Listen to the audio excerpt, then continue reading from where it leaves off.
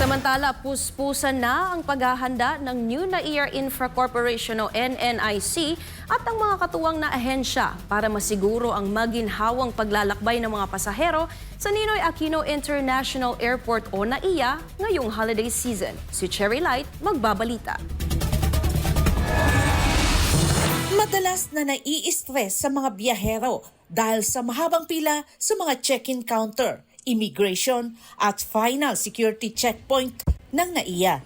Dahil dito, laging nagmamadali ang mga pasahero na makarating sa paliparan ng maaga para maiwasan ang pagkaantala at posible na kalaunay kanselasyon ng kanilang mga flight.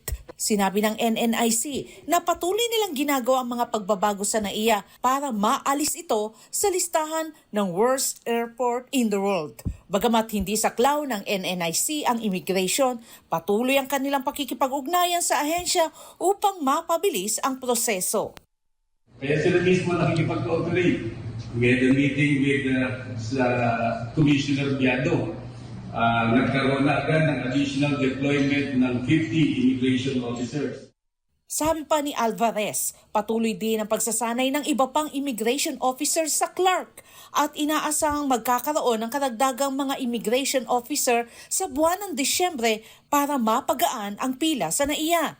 Bukod sa immigration, isa ring problema ang mahabang pila sa final security checkpoint na nasa ilalim ng Office for Transportation Security. Halos 9 na buwan nang hindi gumagana ang ilang X-ray machines dahil sa kakulangan ng spare parts.